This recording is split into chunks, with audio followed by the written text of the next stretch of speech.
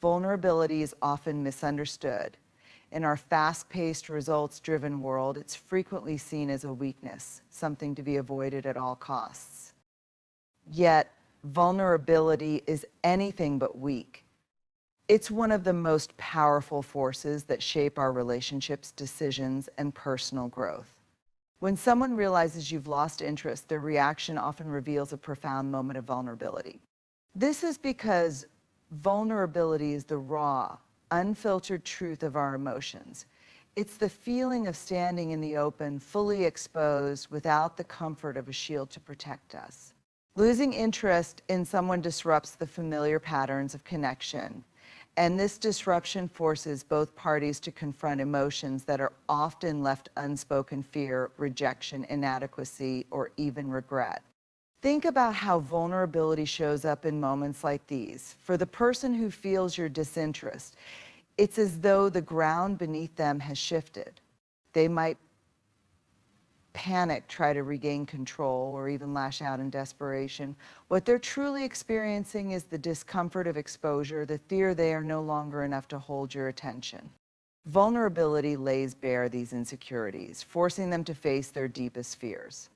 But here's the paradox of vulnerability. While it can feel like the most painful thing in the world, it is also the birthplace of the things we crave most deeply. Vulnerability is where courage is born. It's where connection grows. It's where authenticity takes root. It is the bridge between who we are and who we want to become. For you, the one who has lost interest, there's vulnerability too. Admitting to yourself and to someone else that you no longer feel the same way requires courage. It can feel uncomfortable to assert your boundaries, especially when you know it might hurt someone else. Yet, allowing yourself to be honest about your feelings, even when it's hard, is one of the greatest acts of self-respect and emotional maturity. Vulnerability, then, is not just about being exposed, it's about what we do with that exposure. It's about leaning into the discomfort, understanding that it is through these moments of openness and honesty that we grow. For the person who becomes desperate when you lose interest, this might mean recognizing their own patterns of fear and dependency. For you, it might mean embracing the discomfort of speaking your truth and letting go of the need to manage someone else's emotions. Connection is one of the most fundamental human needs. From the moment we are born, we seek out bonds with others, family, friends, romantic partners, and even colleagues. These connections provide us with a sense of belonging, security, and purpose. They remind us that we are part of something larger than ourselves. However, as essential as connection is to the human experience, there is an equally important and often overlooked counterpart: the power of detachment. When we talk about connection, we're talking about the invisible threads that tie us to others. These threads are formed through shared experiences, mutual trust, and emotional investment. They can be comforting and fulfilling, giving us the strength to face life's challenges. But what happens when a connection starts to feel one-sided? What happens when you find yourself losing interest and the other person is still holding on? This is where the concept of detachment becomes crucial. Detachment is not about being cold or uncaring. It's about recognizing when a connection is no longer serving you or aligning with your values. It's about honoring your needs even when doing so creates discomfort for others. Detachment allows you to step back from a situation without guilt or resentment, creating the space needed for both parties to reflect and grow. For someone who feels your detachment, the experience can be unsettling. Connection is often tied to identity. People see themselves through the eyes of those they care about. When they sense that your interest is fading, it can feel like a part of their identity is slipping away. This is why their reaction might be desperation as they scramble to reestablish the bond. But here's the truth: clinging to a connection that isn't mutual does not strengthen it, it weakens it. Authentic connection thrives on reciprocity, not on fear or control. Detachment, on the other hand, is an act of self-respect. It's about acknowledging that it's okay for connections to change or end. Not every bond is meant to last forever, and that's a natural part of life. Holding on out of obligation or guilt only leads to resentment and stunts personal growth. When you practice detachment, you give yourself the freedom to pursue connections that are truly meaningful and aligned with your values. Detachment also creates an opportunity for the other person to reflect. When they're no longer relying on you to fulfill their emotional needs, they are forced to look inward. This can be a painful but transformative process. It encourages self-awareness and growth, allowing them to address their insecurities and develop a stronger sense of self. Connection and detachment are two sides of the same coin. One allows us to build relationships while the other helps us navigate their evolution. Together, they teach us the delicate balance between holding on and letting go. Connection without detachment can lead to codependency, while detachment without connection can result in isolation. The key is to find harmony between the two, embracing the beauty of human relationships while remaining true to yourself. Boundaries are often misunderstood. They are frequently seen as walls or barriers that separate us from others, creating distance and disconnect. However, in reality, boundaries are essential for maintaining healthy relationships, fostering personal growth, and protecting our well-being. They are not about shutting people out, but about creating space for ourselves within our interactions with others. Boundaries are the invisible lines that define what is acceptable and what is not, what we are willing to tolerate and what we are not. They shape how we show up in the world and how we allow others to show up in our lives. When we think about the role of boundaries, it's important to understand that they are not static, they are dynamic and fluid. They evolve based on our experiences, values, and the relationships we cultivate. Healthy boundaries are essential for self-care, emotional stability, and for ensuring that we maintain a sense of control over our lives, particularly in moments of discomfort or when we sense a disconnect from someone we care about. In the context of losing interest in someone, boundaries become even more crucial. As you recognize that your feelings have changed, establishing clear boundaries is an act of self-respect. It is the recognition that your emotional and mental energy is valuable, and it is your right to protect it. Boundaries serve as a guiding principle that allows you to engage with others without losing yourself in the process. When you have clear boundaries, you are not only able to navigate your feelings with greater clarity, but you also communicate your needs in a way that is both assertive and compassionate. For the person who is on the receiving end of your detachment or loss of interest, boundaries can be a point of contention. They might feel confused, hurt, or even angry. After all, they may have been accustomed to a certain level of emotional availability or engagement from you, and when that dynamic shifts, they may struggle to understand why. This is where your boundaries become even more important. While it might feel uncomfortable to assert your limits, doing so is an opportunity to teach others how to treat you. It is an invitation for them to respect your space and your emotional needs. It is not about being unkind or punitive. It is about making it clear that your feelings and personal limits matter. Boundaries also play a crucial role in protecting your emotional health. When you fail to set boundaries, you risk losing yourself in a relationship, allowing someone else's needs, desires, and expectations to overshadow your own. This can lead to feelings of resentment, frustration, and burnout. By establishing clear boundaries, you send a message to yourself and to others that your well-being is a priority. This doesn't mean that you are selfish. It means that you recognize the importance of self-preservation and emotional balance. You cannot give from an empty cup, and when you fail to set boundaries, you are at risk of depleting your emotional resources. At the same time, boundaries help others to grow and reflect. When you set boundaries, you are not only taking care of yourself, but you are also providing the other person with the opportunity to assess their own actions and behaviors. Boundaries give them space to reflect on their own needs, emotions, and the ways in which they may be relying on you for validation or approval. In some cases, they may be forced to confront their own insecurities or fears, prompting growth and self-awareness. It is in this space of detachment and boundary setting that deeper understanding and healthier dynamics can emerge. It's also important to note that boundaries are not always easy to set.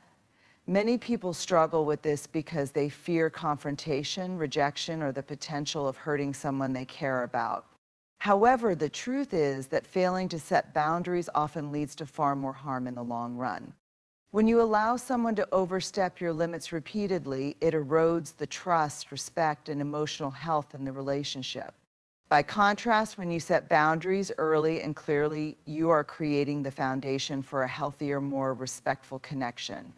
Boundaries are also essential in preserving your independence. When we form deep connections with others, it is easy to lose sight of ourselves and become enmeshed in someone else's emotional world. Boundaries act as a safeguard, reminding us that it is possible to be close to someone while still maintaining a sense of individuality and personal space. They create the conditions for a relationship to flourish while allowing both people to thrive as individuals. Desperation is one of the most powerful emotions a person can experience. It is raw, intense, and often consuming. When someone becomes desperate, it is typically a sign that they are facing an overwhelming sense of loss, uncertainty, or fear. In the context of relationships, desperation often emerges when someone senses that they are losing emotional connection or when their sense of security is threatened. This desperation can manifest in many forms: clinginess, emotional pleas, guilt trips, or even manipulative behaviors designed to reestablish control over a situation. However, beneath the surface of desperation lies something far more revealing. It is a mirror to the person's inner world, reflecting their deepest fears, insecurities, and unmet emotional needs. When someone becomes desperate after you lose interest, it is important to remember that their reaction is less about you and more about them. Desperation is not a reflection of your worth or value, but a signal of their emotional struggle. It highlights the fragility of their sense of self and their inability to cope with the possibility of emotional abandonment. It is often born out of the belief that their happiness or sense of stability is tied to your presence or approval. The desperation they display is, in essence, an external expression of an internal void, a deep well of fear and insecurity that they have not yet addressed. Desperation can be a mirror in two ways. First, it reflects the person's emotional state. And second, it reflects the nature of their relationship with you. When you step back, whether consciously or unconsciously, they are forced to confront a part of themselves they may have been avoiding. Their desperation is a desperate grasp at maintaining control, but it's also a desperate attempt to avoid facing their own vulnerabilities. They may not recognize it, but their behavior reveals the emotional wounds they have not healed and the dependency they have placed on external sources of validation. This mirror-like quality of desperation also reveals the fragile nature of dependence. When someone becomes desperate, it often shows that they have invested too much of their emotional well-being in another person. Their happiness, security, and sense of self-worth are inextricably linked to how others perceive them. They may not have developed the internal resources needed to feel whole and secure on their own. This dependency is not just a reflection of their attachment to you. It's a reflection of their inability to meet their own emotional needs. The desperation they feel is a result of a lack of self-sufficiency, and when you begin to detach, it forces them to confront that gap. It's also important to recognize that desperation, though it might feel overwhelming or even manipulative, is not a permanent state. Just as a mirror reflects what is in front of it, desperation reveals only a temporary state of mind. While the reaction might seem intense or out of proportion, it is not an indication of permanent dysfunction. Instead, it is a moment of emotional crisis that in some cases can be transformative. The desperation may be a wake-up call for them to reevaluate their emotional dependencies, to address their insecurities, and to develop healthier ways of coping with fear and loss. For you, the person who is experiencing the other's desperation, this moment also offers an opportunity for self-reflection. It challenges you to examine your role in the dynamic. Did you contribute to their dependence on you? Did you allow them to place emotional burdens on you that were not yours to carry? Desperation can act as a mirror for you as well, reflecting how much you might have overextended yourself in trying to meet someone else's emotional needs. It forces you to question whether you have maintained healthy boundaries or allowed someone else to rely too heavily on your presence for their sense of well-being. Desperation also serves as a reminder that no one is immune to vulnerability. Just as the person desperate for your attention is being forced to confront their own emotional fragility, so too must you confront the way you may have allowed someone to become too reliant on you. It is easy to fall into patterns of enabling or caretaking, especially if we have been conditioned to believe that our value comes from being needed. Desperation in this sense can act as a mirror for you to recognize any patterns of codependency or emotional entanglement that may have developed. It gives you the space to ask yourself if you've truly been acting in your best interest, or if you've been sacrificing your emotional health to maintain the relationship. While the desperation itself may feel overwhelming, it is important to acknowledge that it is not your responsibility to fix or alleviate someone else's emotional turmoil. Their desperation is an opportunity for them to look inward and recognize their own limitations and needs. It is not your job to be their emotional savior or to manage their feelings. Instead, you are invited to maintain your boundaries, honor your feelings, and trust that their emotional crisis is theirs to navigate, not yours to solve. Ultimately, desperation reveals the underlying fears, insecurities, and unresolved emotional needs of the person in distress. It reflects their internal world, giving them an opportunity to confront their issues and seek growth. For you, the person who has detached or lost interest, this moment can be a reminder that your own emotional health and boundaries must come first. Desperation may be a painful temporary reaction, but it is also a profound reflection of the ways in which we all struggle with vulnerability, fear, and the need for connection. Recognizing it as a mirror allows you to respond with empathy, but also with clarity, understanding that while their desperation is real, it is not yours to carry. Authenticity is one of the most powerful and transformative forces in life. In a world where it is often easier to conform, hide our true selves, or wear masks to fit in, authenticity stands as a beacon of truth, courage, and inner strength. It's the act of showing up as who we truly are, not as who we think we should be or what others expect of us. It is about embracing our unique qualities, owning our imperfections, and stepping into our truth with confidence.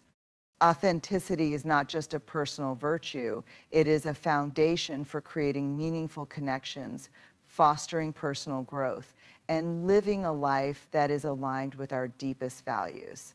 The strength of authenticity lies in its ability to cut through the noise and distractions of societal expectations. Every day, we are bombarded with messages about who we should be, how we should act, what we should look like, and how we should behave. These messages often lead to confusion, self-doubt, and the temptation to conform to external pressures.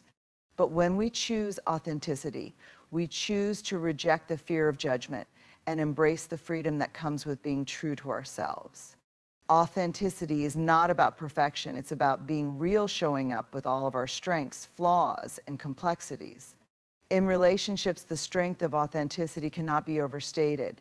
It is through being authentic that we form the deepest, most meaningful connections. When we are true to ourselves, we invite others to do the same. Authenticity builds trust because it allows others to see us as we truly are, without pretense or facade. It fosters openness, vulnerability, and real communication.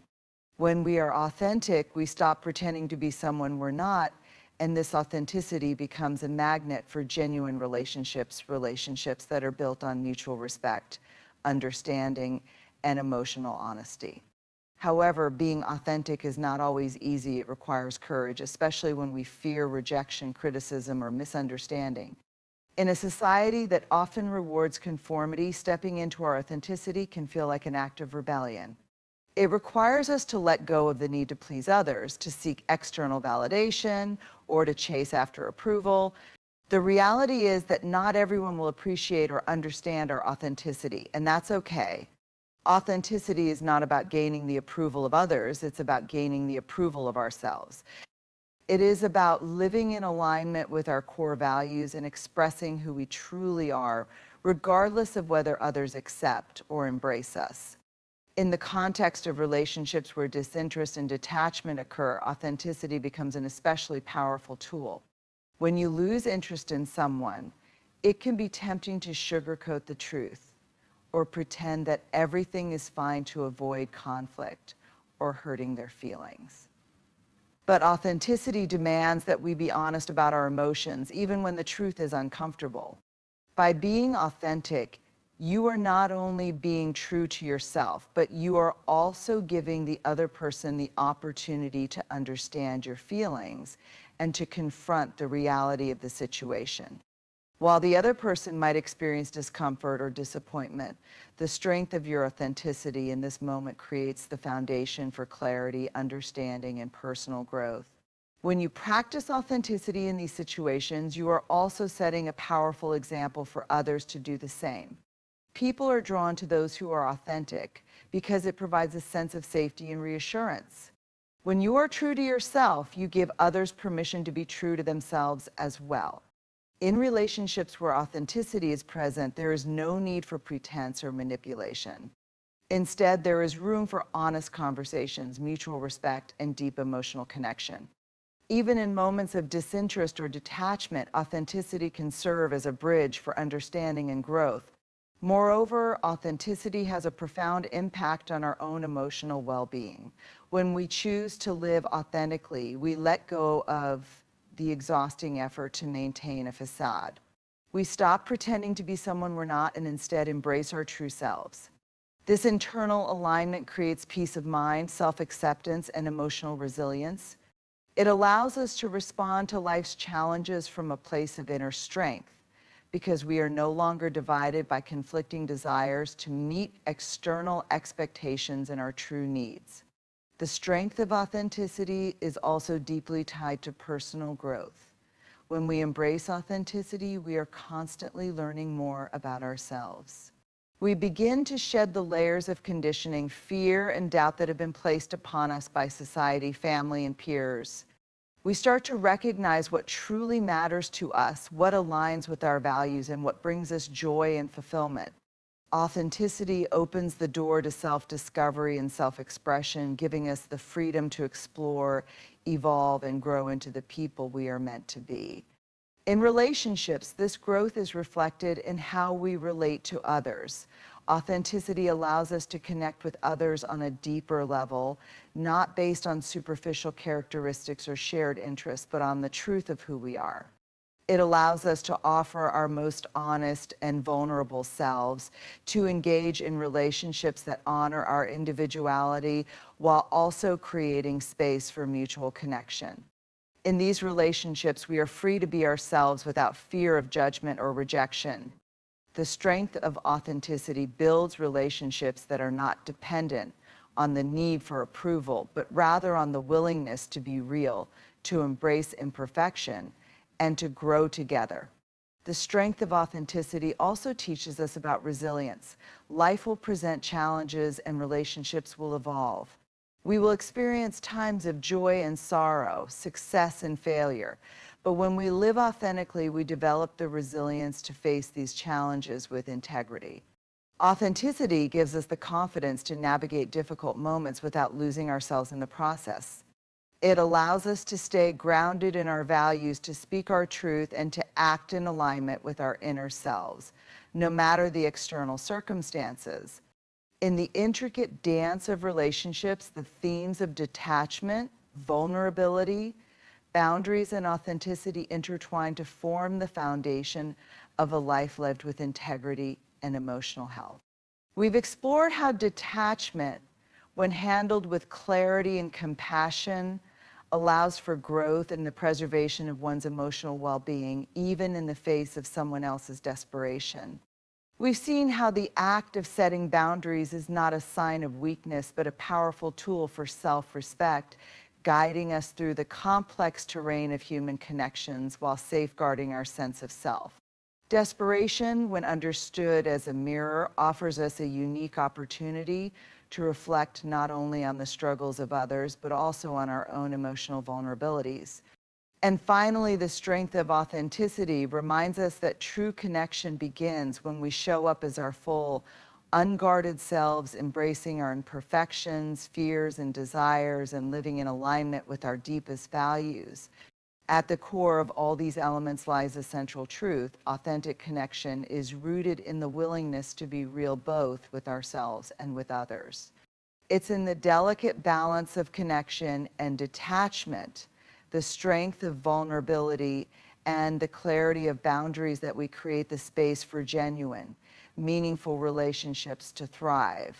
When we allow ourselves to live authentically and honor our own needs, we empower those around us to do the same.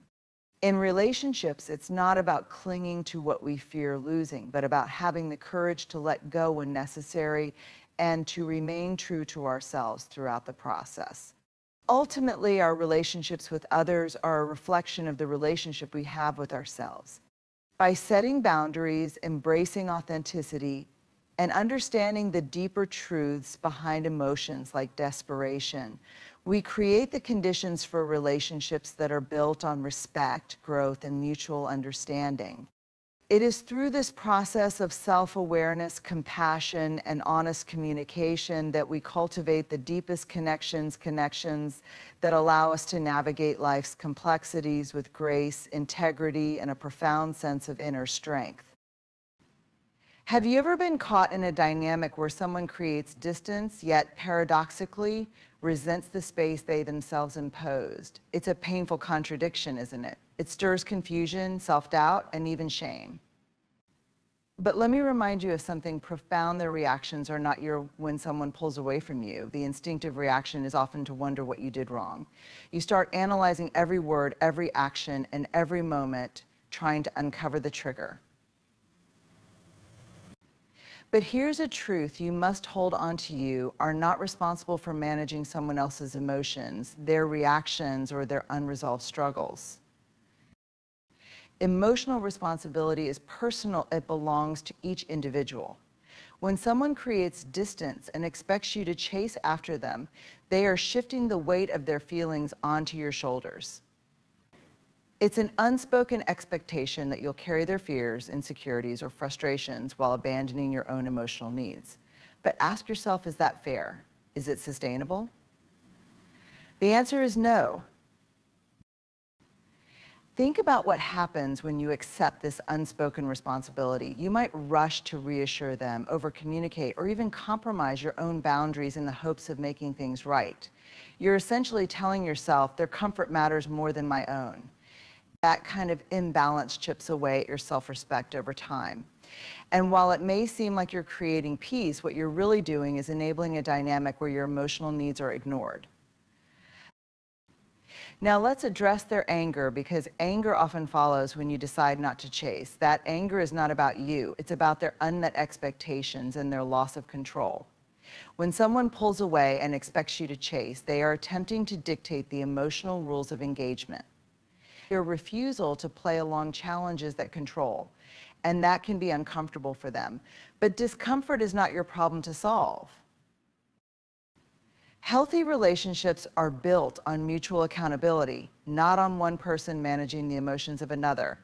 Imagine a partnership where each person takes responsibility for their own emotional world. There is space for honesty, clarity, and growth. Compare that to a relationship where you are constantly chasing, soothing, and fixing. In the latter, there's no room for your needs or your voice. That's not love, it's imbalance. Here's a powerful reminder: pulling away and anger are external behaviors. They don't reflect your value or your worthiness. They are simply expressions of that person's internal struggle. You can acknowledge their feelings without internalizing them.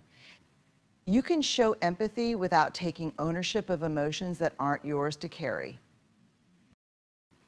The next time you're faced with someone's withdrawal or anger, pause. Take a deep breath and ask yourself, is this mine to carry more often than not? The answer will be no. And in that moment, you reclaim your power. You honor your boundaries. And most importantly, you affirm to yourself that you are worthy of a relationship where emotional responsibility is shared equally. Let them process their emotions. Let them wrestle with their discomfort. It's not your job to rescue them or run after them. It's your job to stand firmly in the truth that your worth is not tied to how someone else feels about you. You are not responsible for fixing what they refuse to face. Your only responsibility is to yourself to remain grounded, dignified, and emotionally whole. When someone pulls away, it's easy to feel like the ground beneath you has shifted. Suddenly, there's an emptiness where connection once existed, and your instinct might be to rush in and fill that void. But here's the truth: emotional distance isn't a punishment, and it isn't always a signal to act. Sometimes emotional distance is a test not of your worth, but of your boundaries. Boundaries are the invisible lines that protect your emotional well-being. They're how you teach others what you will and will not tolerate.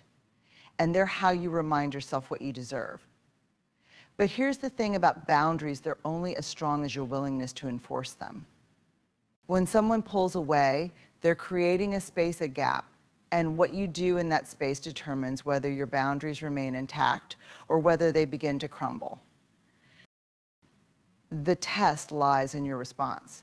Do you abandon your boundaries to chase after them, trying to fix what you didn't break? Or do you stand firm in the knowledge that you're not obligated to overextend yourself to bridge a distance you didn't create? The temptation to chase is strong, especially if you fear losing the connection. But chasing someone who has pulled away often sends the message that your needs and self-respect are negotiable. It says, I'll put my own emotional well-being on hold to make you comfortable. That's not love, it's self-abandonment. Let's unpack why this happens. When someone distances themselves, it triggers a deep need for clarity and validation. You might find yourself overanalyzing their actions, trying to figure out where things went wrong. This reaction is human, but it's also a slippery slope.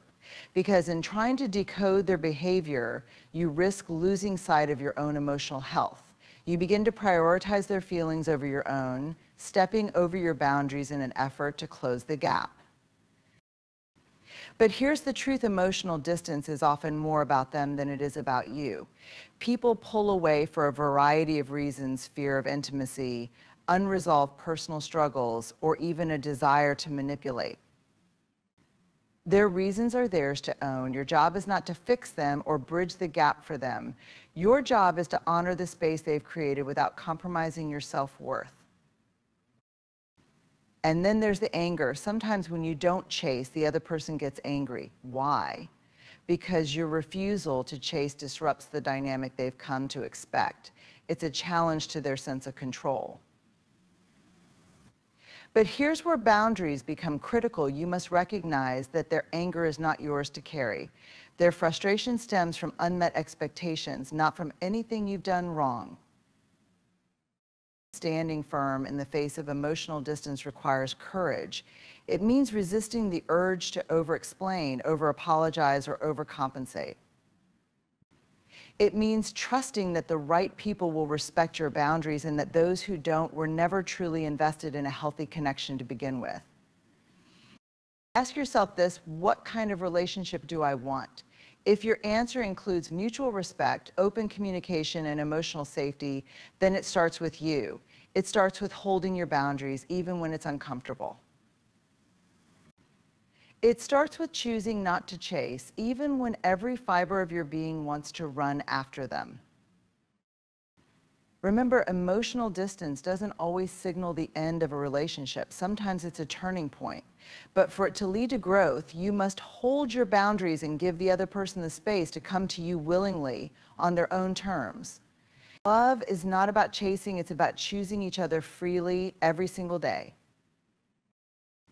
So when someone pulls away, don't view it as rejection. See it as an opportunity to reinforce your boundaries, to affirm your self-worth, and to stand rooted in the truth of who you are. Because the relationships that matter, the ones that truly endure, are the ones where both people can respect the space, the boundaries, and the dignity of the other. When someone pulls away, the silence that follows can feel deafening. It's a void that many of us instinctively rush to fill through texts, calls, explanations, or even overthinking what went wrong. But here's an essential truth: silence is not always a punishment or rejection. Often, it's an invitation. It's a chance to pause, reflect, and look inward. In the stillness of that silence, you have an opportunity to reconnect with yourself. It may not feel like a gift at first. Instead, it might feel like a challenge, uncomfortable, and even painful. But that discomfort is where the growth begins. Too often, we are so focused on maintaining external connections that we lose sight of our internal connection, the one we have with ourselves. When someone pulls away, they're creating space, but it's up to you to decide what to do with it. Will you fill it with worry and self-doubt, or will you use it as a chance to go inward and rediscover your own strength and clarity? Looking inward starts with a simple question: what am I feeling right now and why? Instead of rushing to decode the other person's behavior or trying to fix the situation, turn your attention to your own emotional landscape. Are you feeling abandoned? Are you angry, sad, or confused? Sit with those feelings, as uncomfortable as they might be. Acknowledge them without judgment. This is not about labeling those emotions as good or bad, it's about understanding them. Silence creates the space for you to listen to your inner voice, the one that often gets drowned out by the noise of external validation. Silence also challenges you to ask deeper questions about the dynamics of your relationships. Are you constantly giving more than you receive? Do you find yourself chasing others to feel secure or valued? When someone pulls away, their silence becomes a mirror, reflecting the areas where you might need to set stronger boundaries or nurture more self-love. This inward reflection doesn't mean taking all the blame or assuming you're at fault. Far from it. It's about taking responsibility for your own emotional well-being. When you shift your focus from why are they pulling away to what can I learn from this moment, you reclaim your power. You stop being a passive participant in the narrative and become the author of your own emotional journey. Silence also offers a profound lesson in patience. We live in a world that values instant answers and immediate resolutions, but not everything needs to be solved right away. When someone pulls away, their silence is often their way of processing their emotions. Give them the space to do so without rushing to fill the gap. Resist the urge to fix, to explain, or to chase. Trust that the silence, uncomfortable as it may be, is doing its work not just for them, but for you. Another powerful aspect of silence is that it encourages self-reliance. In those moments of stillness, you begin to realize that your worth is not dependent on someone else's attention, approval, or affection. You are enough exactly as you are, whether they choose to return or not. That realization is liberating. It frees you from the cycle of seeking external validation and brings you back to the truth that your value is inherent, not conditional. And let's not forget the healing power of silence. While it may feel like a void, silence is anything but empty. It's a fertile space where clarity and strength can grow. Use it to reconnect with your passions, revisit your goals, and realign with your values. Silence is not the absence of something, it's the presence of possibility. When you embrace silence as an invitation to look inward, you transform what might feel like a moment of rejection into a moment of rediscovery. You learn that your worth is not determined by someone else's proximity to you. You learn that silence is not something to fear, but something to embrace. So when the silence comes, don't run from it, don't rush to fill it, sit with it, listen to what it has to teach you. Look inward and trust that this moment, no matter how painful, is preparing you for deeper self-awareness, greater resilience, and a stronger sense of self.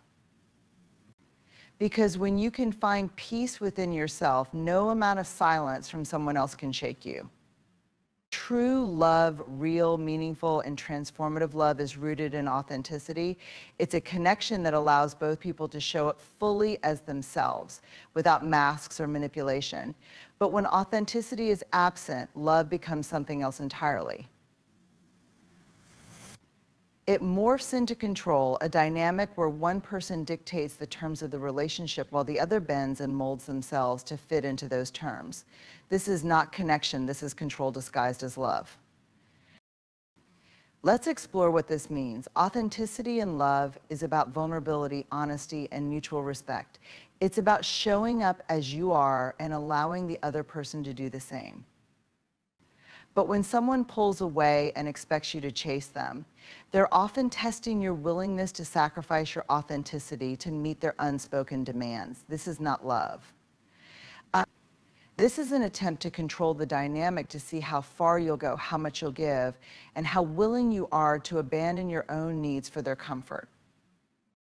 When love lacks authenticity, it becomes transactional. It says, I'll give you affection, attention, or validation, but only if you meet my conditions. This isn't connection, it's control masquerading as intimacy. True connection doesn't require someone to chase after another. It doesn't demand that you prove your worth through endless efforts to win their approval. Connection is built on mutual respect, where both individuals are free to express their needs, desires, and boundaries without fear of manipulation or withdrawal. Think about it when someone pulls away and gets angry because you don't chase them. What they're really saying is, I wanted you to prove your devotion by abandoning your own sense of self. They may not even be consciously aware of it, but their actions speak volumes. They're not seeking connection, they're seeking control. They want reassurance that they have the power to make you prioritize their needs over your own, to make you question your worth unless it's affirmed by their validation. But here's the truth: love rooted in control will always be conditional. It will demand constant proving, endless apologies, and a willingness to shrink yourself to fit someone else's expectations. And even when you meet those conditions, the goalposts will keep moving, leaving you in a perpetual state of striving, never feeling enough. Authentic love, on the other hand, celebrates your wholeness. It doesn't require you to chase, it invites you to walk alongside one another equally and freely. So how do you recognize when love is authentic versus when it's controlling? Start by paying attention to how the relationship makes you feel. Do you feel safe, seen, and valued for who you are? Or do you feel anxious, uncertain, and constantly striving to meet unspoken expectations? Authentic love fosters freedom, not fear. It creates a space where both individuals can thrive, not just survive. Authenticity also requires vulnerability, and this is where many relationships falter. When someone pulls away, instead of communicating their feelings, they're avoiding the vulnerability that authentic love demands. And when they get angry because you don't chase them, it's a sign that they're more invested in maintaining control than in fostering true connection. But here's the thing about vulnerability: it's a two-way street. You cannot force someone to meet you there, but you can decide whether you'll compromise your own authenticity to meet them in a place of control. Choosing authenticity over control requires courage. It means being willing to let go of relationships that demand your conformity instead of celebrating your individuality. It means standing firm in your boundaries, even when someone tries to manipulate you into abandoning them. And most importantly, it means staying true to yourself, even when it's tempting to chase after someone who has withdrawn their affection. This doesn't mean you stop loving or caring for others. On the contrary, it means loving from a place of wholeness instead of fear. It means offering your love freely, without conditions or expectations, and trusting that the right people will meet you in that space of authenticity. And for those who cannot, letting them go is not a failure, it's an act of self-respect. Remember, love without authenticity isn't love, it's control. And control can never satisfy the deep human longing for connection. True love doesn't require you to chase. It doesn't manipulate, withdraw, or demand that you prove your worth. It simply asks you to show up fully and freely as yourself. And when you do, you'll find that the connections you create are not only more meaningful, but also more enduring. So the next time someone pulls away and waits for you to chase them, pause, reflect on what's really happening. Ask yourself, is this love or is this control? And then make the choice to honor your authenticity, because the love you deserve, the love that is real and true, will never ask you to sacrifice who you are. One of the hardest truths we face in relationships is this: sometimes the most loving thing you can do for yourself and for the other person is to let them go. When someone pulls away, manipulates through silence, or demands your emotional labor without reciprocation, holding on isn't a testament to love. It's often a denial of your own needs and boundaries. Letting go, though painful, is an act of profound self-love. At its core, self-love is about honoring your worth. It's about recognizing that you deserve relationships rooted in mutual respect, emotional safety, and authentic connection. When you hold on to someone who consistently pulls away or uses emotional distance as a way to control the relationship, you're effectively saying, "I'm willing to accept less than I deserve," but self-love refuses to settle. It says, "I deserve better," even if letting go is difficult. Letting go doesn't mean you stop caring about the person. It doesn't mean you erase the memories, lessons, or love you shared. What it does mean is that you choose to prioritize your well-being over the illusion of closeness. Because holding on to someone who doesn't show up for you emotionally is not closeness, it's proximity. True connection isn't defined by how often someone is physically or emotionally near. It's defined by how they make you feel when they're present. When someone pulls away and expects you to chase them, they're asking you to step into a dynamic where your value is conditional on their approval. Letting them go is your way of reclaiming that value and stating, "I don't need to chase someone to be worthy of love." In doing so, you model to yourself and others that your love is not something to be bartered or earned through sacrifice. It's something to be cherished and reciprocated. Letting go is also about trust. It's trusting that the space you create by releasing them is not empty but fertile ground for new possibilities. Often we fear letting go because we're afraid of the void it might leave behind. We cling to the familiar even when it hurts, because at least it feels certain. But that certainty comes at a cost: your peace, your self-respect, and your emotional freedom. By letting go, you open yourself to relationships and opportunities that honor your value instead of diminishing it.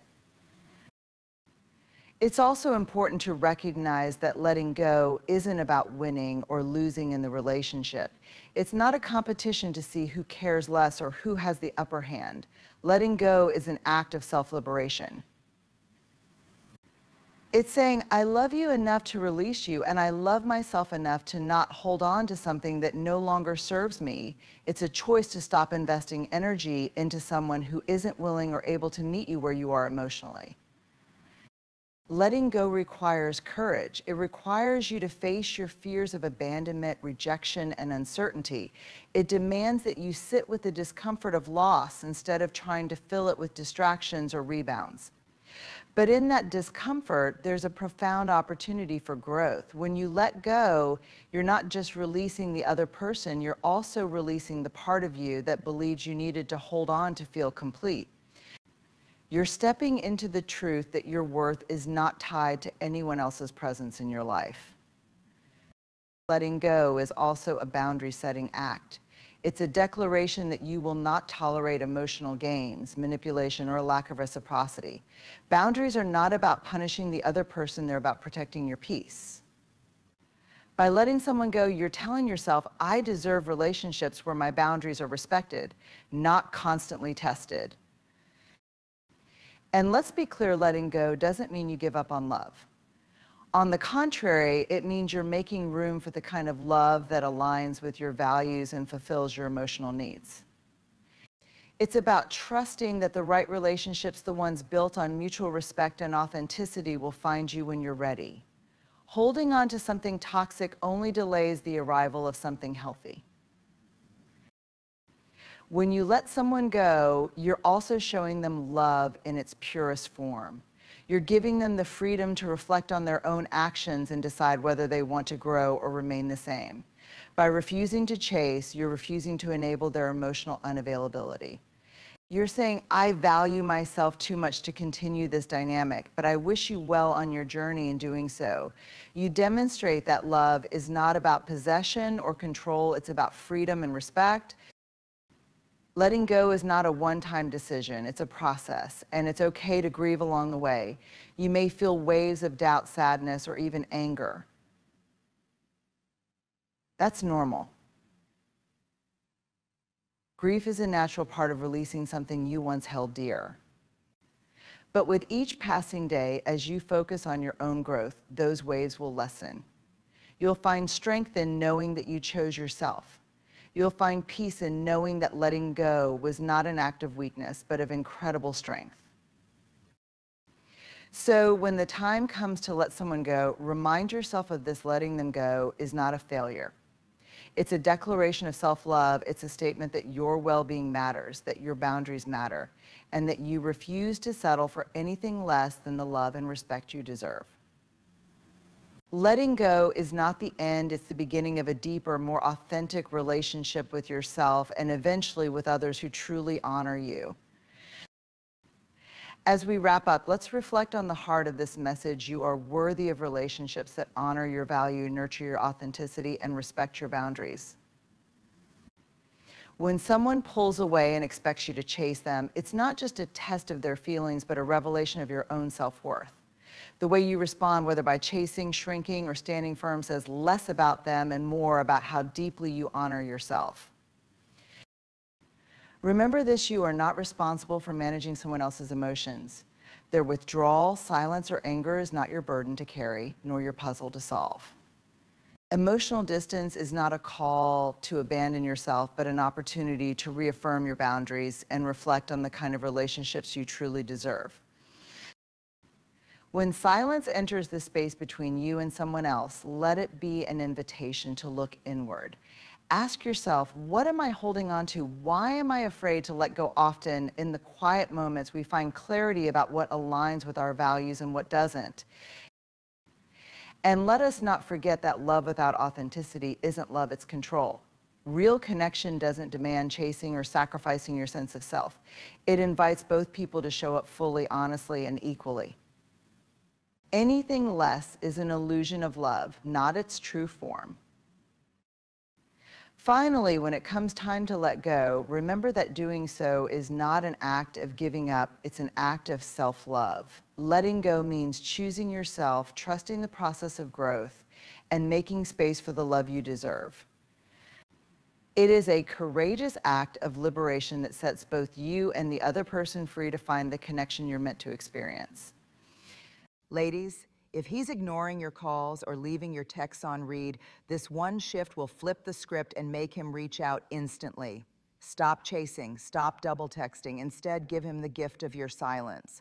When you pull back, you create space, and that space, that's where curiosity, attraction, and effort are born. Men notice absence more than presence. So when you stop proving your worth and let him feel your absence, he'll realize what he's about to lose. If you're ready to take back your power and have him calling and texting you, hit that follow button right now, because this is just the beginning of you owning your worth. Good morning, everyone. Let's talk about something that feels both exciting and frustrating: waiting for someone's attention. We've all been there, staring at our phone, hoping for that text, wondering if that call will come. And while I could give you tricks or quick hacks, the truth is deeper. The moment you shift your energy, your worth, and your boundaries, everything changes. When you stand in your own light, people cannot help but be drawn to you. Think about it. Have you ever walked into a room where someone is anxious, desperate, or needy? You can feel it before they even speak. It's heavy. And often you instinctively want to pull away from that energy. Now flip it. Have you ever been around someone who radiates confidence, calm, and joy? They might not say much, but you're drawn in, curious, wanting to know more. That's the magnetic pull of energy. When it comes to attraction, it works the exact same way. If you are constantly checking your phone, stressing about why he hasn't texted, and putting all your worth in his response, you are giving off a vibration of fear and scarcity. And people, without even realizing it, can sense that. They feel the pressure, and pressure pushes people away. But when you shift, when you carry yourself with assurance, when you live your life with joy, when you're grounded in your own value, that energy becomes irresistible. You don't need to chase, because people naturally lean toward what feels light, alive, and confident. The most powerful shift you can make is this: stop asking, "Why isn't he calling me?" and start asking, what energy am I putting out into the world right now? Because the moment you radiate self-respect, curiosity about life, and confidence, your phone won't stay silent for long. He will feel that pull, and it won't just be him. The world responds to that kind of energy. Your energy is your introduction before you even say a word. So if you want him to call and text you instantly, don't send another message. Shift your energy. Because attraction is never about begging for attention. It's about becoming the kind of person whose presence demands it. Silence is not weakness. Silence is not avoidance. Silence, when used wisely, is one of the strongest messages you can ever send. Here's the thing, when we want someone's attention, our natural instinct is to push harder. We send another text, we call one more time, we try to explain, to convince, to prove our worth. But here's the truth. Words spoken in desperation often fall on deaf ears. They don't create connection, they create distance. But silence creates space, and space creates curiosity. When someone doesn't hear from you, their mind starts to wonder, what are they doing? Why haven't they reached out? Have they moved on? That curiosity is the seed that makes them lean in instead of pulling away. Think about music for a moment. What makes a song beautiful isn't just the notes being played, it's also the pauses, the rests, the quiet moments that allow the melody to breathe. The same is true in relationships. Sometimes your silence becomes the pause that allows the other person to realize your value. Silence also communicates something very important: self-control. It shows that you're not ruled by your emotions, that you're not desperate for attention, and that you trust yourself enough to wait. That confidence is magnetic. When you don't immediately react, when you don't rush to fill every gap with words, you send a strong, unspoken message. I am secure in myself. I don't need to beg for your time, but I welcome it when you choose to give it. And let me tell you, people notice that. In fact, silence often makes them want to come closer because it shifts the dynamic. Instead of you chasing, they begin to wonder what's happening in your world, and they move toward you. Boundaries are not walls to keep people out. They're doors that show people how to enter your life with respect. Without them, relationships collapse under the weight of confusion and imbalance. Here's the truth. When we really want someone's attention, we often forget our own standards. We accept late replies. We tolerate mixed signals. We settle for breadcrumbs of affection instead of waiting for the full meal. And while it may feel like compromise in the moment, over time, it erodes self-worth. Boundaries change that. Boundaries say, this is how I deserve to be treated. If you want access to me, here are the terms. And that is not selfish, that's self-respect. Think about it. If someone can ignore your calls, cancel on you last minute, or only show up when it benefits them, and you still welcome them with open arms, you've taught them that your time and energy come cheap. Why would they change if you never draw the line? But the moment you set boundaries, clear, calm, and confident ones, you shift the dynamic. Suddenly they understand if they want to be part of your world, they have to earn it. And that changes everything. Let me give you an example. Imagine you're waiting for his text. He replies hours later with one-word answers, and instead of pretending it's okay, you respond differently. Maybe you take your time to reply.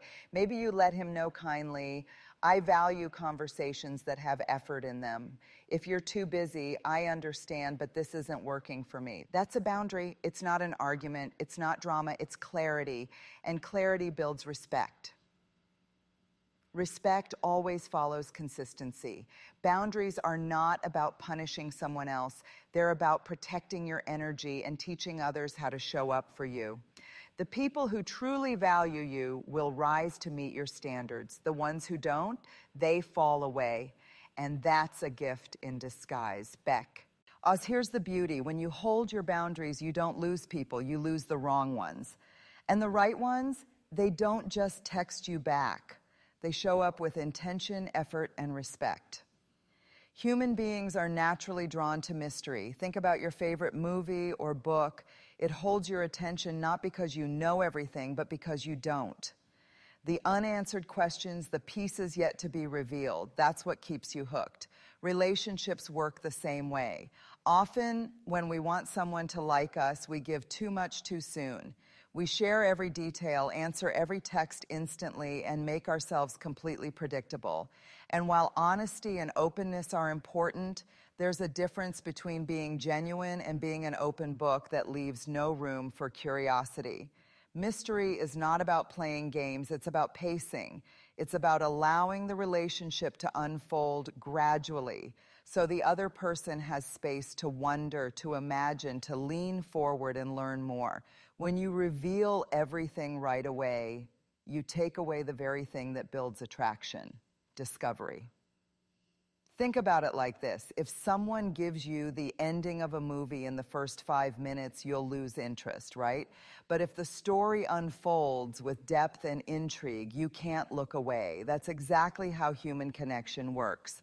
Being mysterious doesn't mean being distant or cold. It means being intentional. Maybe you don't respond to every message instantly. Maybe you keep some parts of your world sacred until trust is built. Maybe you allow your actions, your confidence, and your presence to speak louder than your words. The truth is, people are captivated by what they don't fully understand. When you hold back just enough, when you let your layers be revealed over time, you become unforgettable. You're not just another person waiting by the phone. You're someone whose life, passion, and energy are worth chasing. There's something magnetic about joy. Real, genuine joy, not the kind we fake for social media, but the kind that shines from within. It's the laughter that comes from your belly, the sparkle in your eyes when you talk about something you love, the peace that shows up when you're living in alignment with who you are. People are drawn to that kind of energy. Why? Because joy is rare. So many people walk around carrying stress, bitterness, and negativity that when they meet someone who radiates joy, it feels like a breath of fresh air. They don't just want to be around it, they crave it. Now think about the dynamic when you're waiting for someone's call or text. If your energy is anxious, heavy, or desperate, it pushes people away. But when you shift into joy, when you fill your life with things that light you up, you create a different pull. Suddenly, he's not the center of your universe. Your joy is, and that makes you magnetic. Here's the beautiful part. Joy doesn't mean pretending everything is perfect. It means choosing to nurture the things that make your soul come alive. It could be as simple as reading a book you love, taking a walk in the sun, laughing with a friend, or dancing in your living room to your favorite song. Joy doesn't need an audience, it's a state of being. And here's the secret. When you stop waiting for someone else to bring joy into your life and instead create it for yourself, people notice. He notices. He sees that you're not sitting around waiting for him to validate you. You're busy living a life that excites you. And that is irresistible. Detachment is not about not caring. It's about caring in a way that doesn't cost you your peace. When we want someone's attention, it's easy to cling. We check our phone every 5 minutes. We replay conversations in our heads. We put our happiness on hold, waiting for their response. But the more attached we become, the less attractive we appear. Why? Because attachment rooted in desperation feels heavy. It suffocates connection. Detachment flips the script. It's saying, I want this connection, but I don't need it to define me. That mindset is powerful. It shows that you are whole on your own. You're not begging for love. You're offering it freely. And if it's not returned, you will still be okay. Think about it like a magnet. If you press it too close, the energy repels. But when there's space, the pull becomes natural and strong. Detachment is that space. It gives the other person room to choose you, not out of pressure, but out of genuine desire. And here's the truth. People value what they have to earn. When you show that your life is full, that your joy doesn't revolve around a single text or call, you create a sense of curiosity and respect. He starts to wonder, what is she doing? Why isn't she waiting for me? Why does she seem so content without me? That wondering is what drives him to reach out. Detachment also protects your heart. It frees you from overthinking every message or interpreting silence as rejection. Instead, you learn to say, if he calls, wonderful. If he doesn't, my life still moves forward. That level of emotional independence is not only healthy, it's magnetic. There is no louder message in relationships than the quiet strength of self-respect. You don't need to shout it. You don't need to demand it. When you truly honor yourself, people can feel it before you ever say a word. Here's the thing. People treat you the way you allow them to. If you keep accepting half-hearted effort, delayed replies, or one-sided attention, you're silently teaching them that your time, your heart, and your presence don't require much effort to earn. But when you stand firm in your worth, when you make it clear through your actions that you will not settle for crumbs, you send the strongest signal of all. I know my value, and I will only receive what reflects that. Self-respect looks like not answering a text at midnight if that's the only time he ever reaches out. Self-respect looks like not rearranging your entire life for someone who barely makes space for you in theirs. Self-respect looks like holding your boundaries not out of anger, but out of deep love for yourself. And here's the powerful truth. People notice. They may not admit it, but they notice when you're not easy to take for granted. They notice when you walk away from inconsistency. They notice when you stop over-explaining and start expecting, and that awareness shifts the dynamic. Suddenly, they're not in control anymore. You are. Respect is magnetic. It's rare, and because of that, it demands attention. A woman or man who respects themselves instantly stands out in a world full of people begging to be chosen. That kind of strength doesn't push people away. It draws the right people closer while naturally filtering out the wrong ones. So if you want him to call and text you instantly, don't lower your standards to get his attention. Raise them. Stand tall in your worth. Because when you carry yourself with self-respect, you won't need to chase anyone. Your presence alone will cope up in the response you deserve. Confidence isn't about walking into a room and declaring you're the best. True confidence is quieter than that. It's the calm assurance that says, I know who I am, I know what I bring, and I don't need anyone else to validate me. Think about the people you admire most. They may not be the loudest, they may not even be the most attractive in a traditional sense, but they have something about them that draws you in. That something is confidence. It's the way they carry themselves, the way they speak with clarity, the way they stand tall even in moments of uncertainty. Confidence is magnetic because it makes others feel safe. When you believe in yourself, people instinctively start to believe in you too. That's why I call it contagious. It spreads without you even trying. Now, in the context of attraction, confidence changes everything. If you're sitting by the phone, desperate for his text, that energy leaks through, even in your words. It reads as insecurity, as fear, as please notice me. But when you're rooted in confidence, the entire tone shifts. You don't just wait, you live. You don't just hope, you trust. And that trust in yourself becomes irresistible.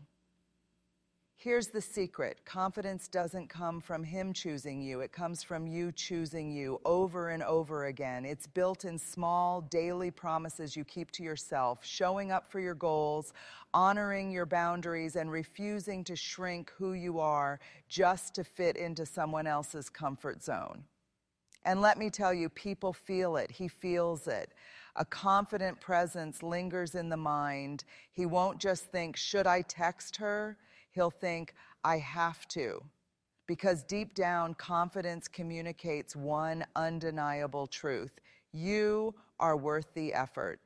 At the end of the day, this isn't just about him calling or texting you. This is about something far greater. It's about you remembering your worth. Because the truth is, the moment you stop chasing and start choosing yourself, everything shifts. Energy attracts attention. Silence creates curiosity. Boundaries earn respect. Mystery keeps the spark alive. Joy makes you irresistible. Detachment protects your peace. Self-respect demands better. Confidence inspires connection. And loving yourself first sets the standard for how everyone else will love you. When you live by these truths, you won't sit around waiting for a phone to buzz. You'll be too busy living, thriving, and shining in your own light. And here's the beautiful twist. When you do that, the calls and texts come.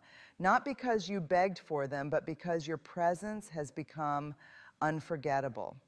So if you remember nothing else, remember this. The most important relationship you will ever have is the one with yourself. When you honor it, nurture it, and protect it, you don't just get messages on your phone, you get love, respect, and connection that's real. Good morning, and may you never again wait for someone else to validate your worth because you already carry it within you.